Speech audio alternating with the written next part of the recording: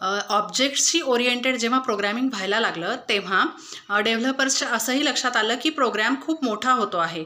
काही काही set of instructions ह्या पुन्हा पुन्हा लिहाव्या लागत आहेत. तेव्हा असा विचार करण्यात आला की कुठल्या पद्धतीने आपल्याला ह्या सेट ऑफ इन्स्ट्रक्शन्स पुन्हा पुन्हा लिहायला लागण्याऐवजी समजा एका क्लासमध्ये त्या सेट ऑफ इन्स्ट्रक्शन्स म्हणजेच एखादी मेथड लिहिलेली असली तर दुसऱ्या क्लासला ती वापरता येईल का, काही असं रिलेशन त्या दोन क्लासमध्ये बनवता येईल का, जेणेकरून हा जो दुसरा क्लास आहे ज्याला वापरायची आहे ती मेथड ती त्याला वापरता येईल. तेव्हा इनहेरिटन्स अशी संकल्पना निर्माण केली गेली, डेव्हलप केली गेली, ती आपण ह्या व्हिडिओमध्ये शिकूया. नमस्कार मंडळी, मी वृषाली आणि तुमचं प्रोग्रॅमिंग इज अन आर्टमध्ये अगदी मनापासून स्वागत. अतिशय महत्त्वाची संकल्पना आहे, सो व्हिडिओ शेवटपर्यंत नक्की पहा आणि चॅनल सबस्क्राईब नक्की करा.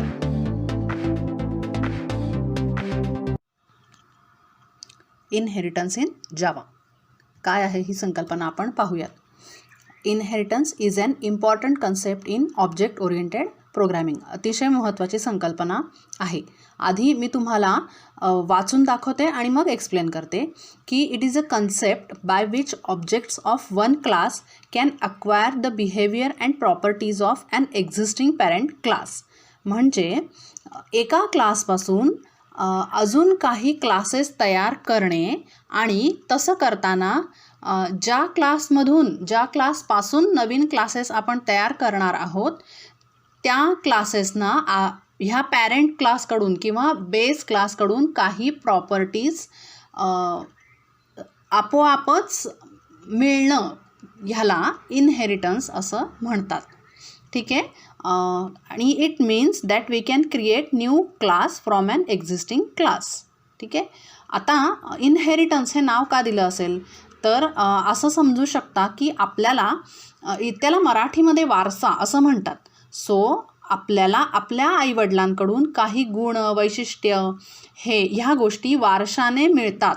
आता हे तुम्ही जेव्हा उदाहरण डोळ्यासमोर आणाल तेव्हा तुम्हाला ह्याचा अर्थ नीट लक्षात येईल. त्याचप्रमाणे प्रोग्रॅमिंगमध्ये जावाच्या डेव्हलपर्सना असं काही करायचं होतं की एक क्लास तयार केल्यानंतर त्या क्लासमधल्या काही प्रॉपर्टीज नवीन क्लासमध्ये घ्यायच्या होत्या आणि असे नवीन एकाहून जास्ती क्लासेस बनू शकतात एका क्लासपासून.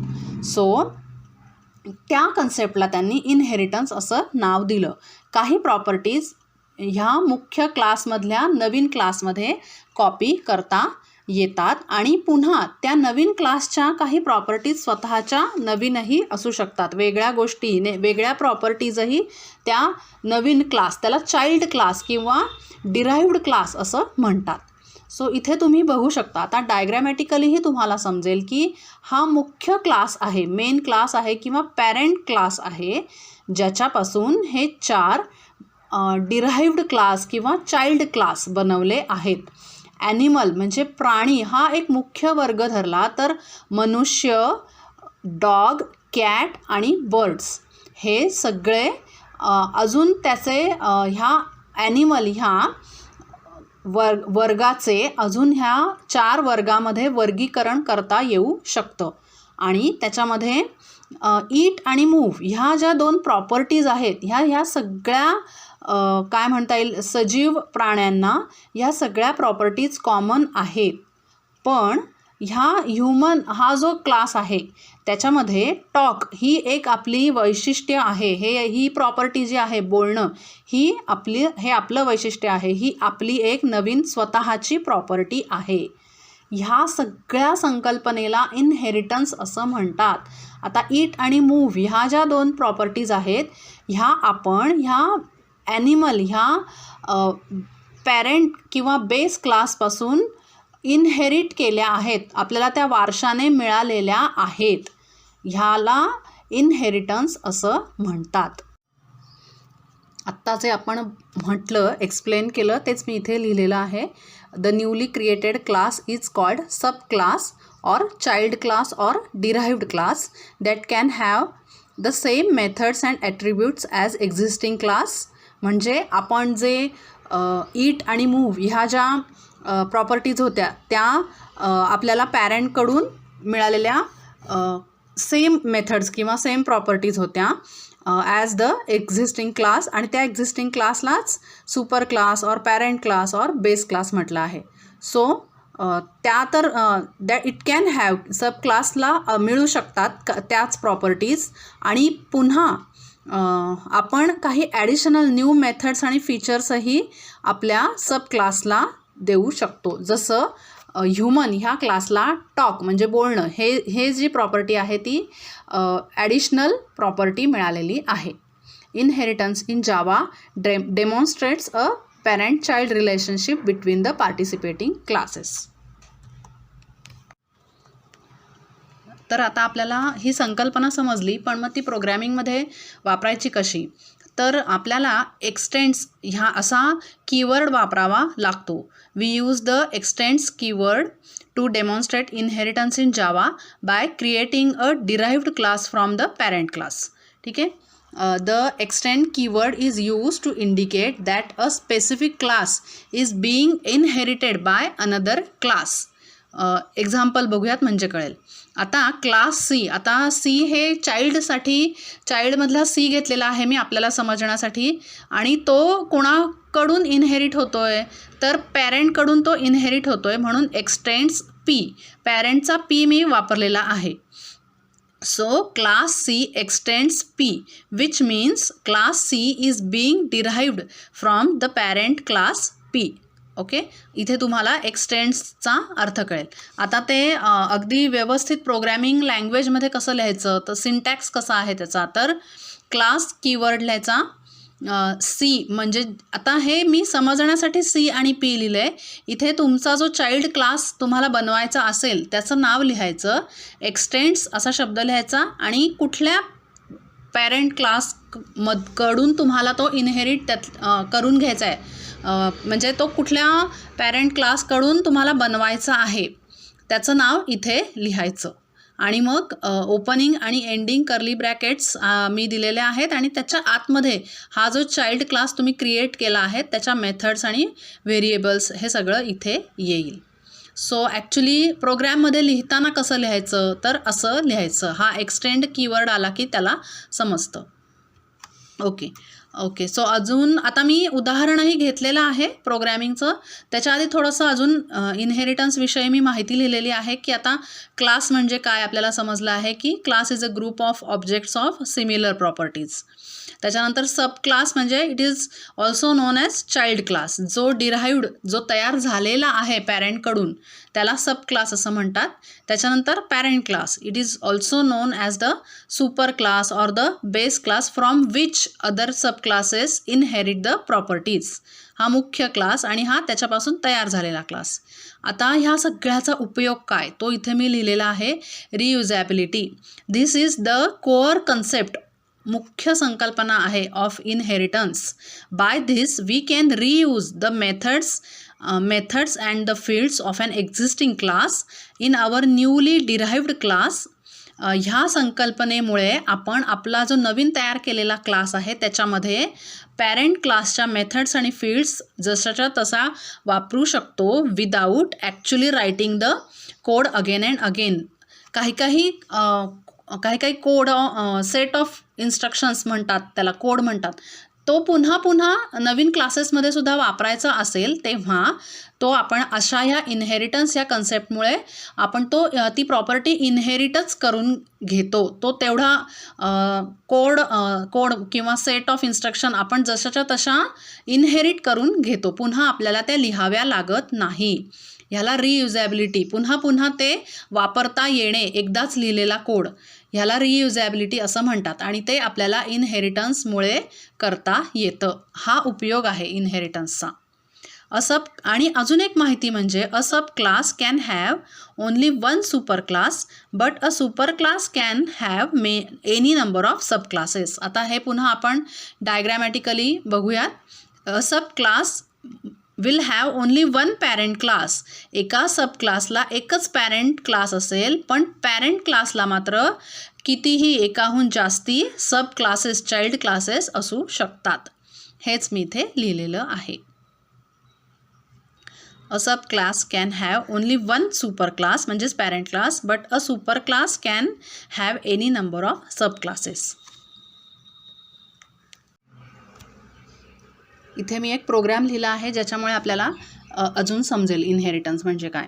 So program to demonstrate inheritance. तर इथे आधी पहिले एक पॅरेंट क्लास दाखवलेला आहे, मी लिहिला आहे, ज्याचं नाव मी पी दिलेलं आहे. सो ह्या क्लासमध्ये आधी डेटा काय आहे बघा, एक नेम नावाचं स्ट्रिंग टाईपचं व्हेरिएबल आहे. त्याच्यानंतर एक गेट नेम नावाची मेथड आहे, ज्याला आपण सीमध्ये फंक्शन असं म्हणतो.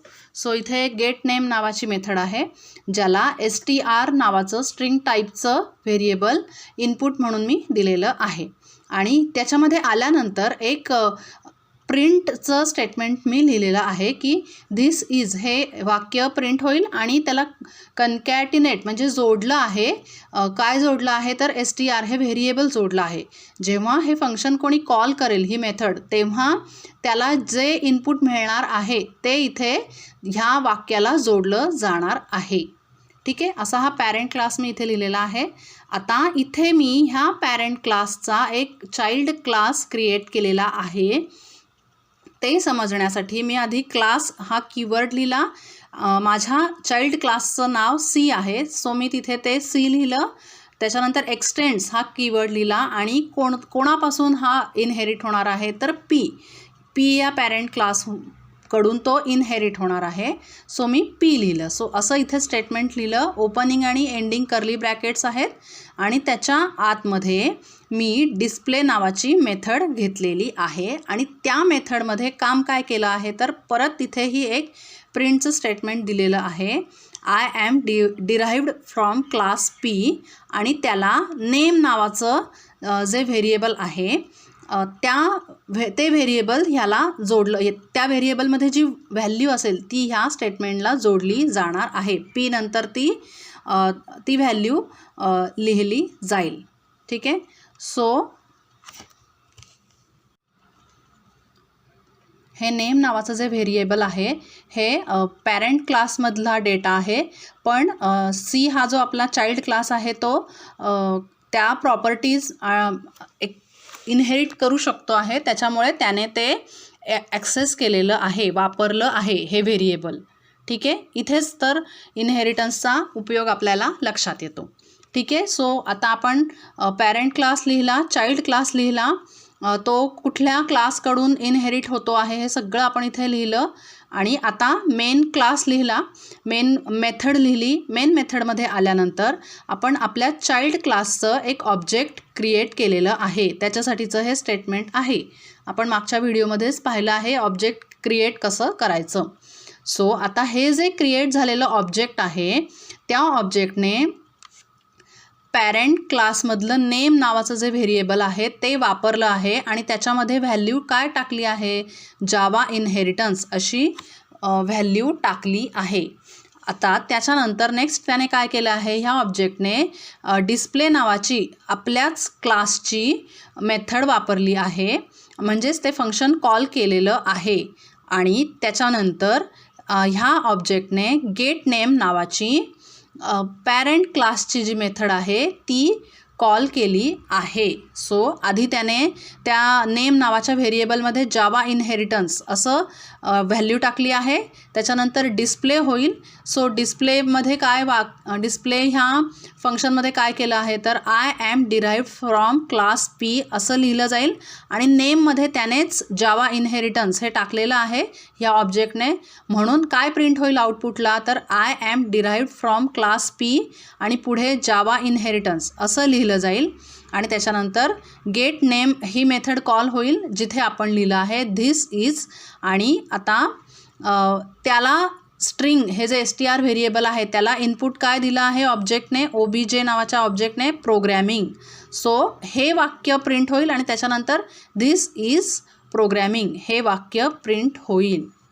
सो अशा प्रकारे I am derived from class P आणि पुढे जावा इनहेरिटन्स आणि धिस इज प्रोग्रॅमिंग अशी 2 वाक्य आउटपुटमध्ये आपल्याला दिसतील. जर तुम्ही व्यवस्थित हा प्रोग्राम लिहिलात असाच तर तुम्हाला हे आउटपुट दिसलं पाहिजे, हेच तुम्हाला काम आहे. आपल्या IDEमध्ये हा प्रोग्रॅम लिहून बघायचा, आउटपुट येतं आहे का बघायचं. ठीक आहे. सो या व्हिडिओमध्ये इनहेरिटन्स म्हणजे काय हे आपण पाहिलं.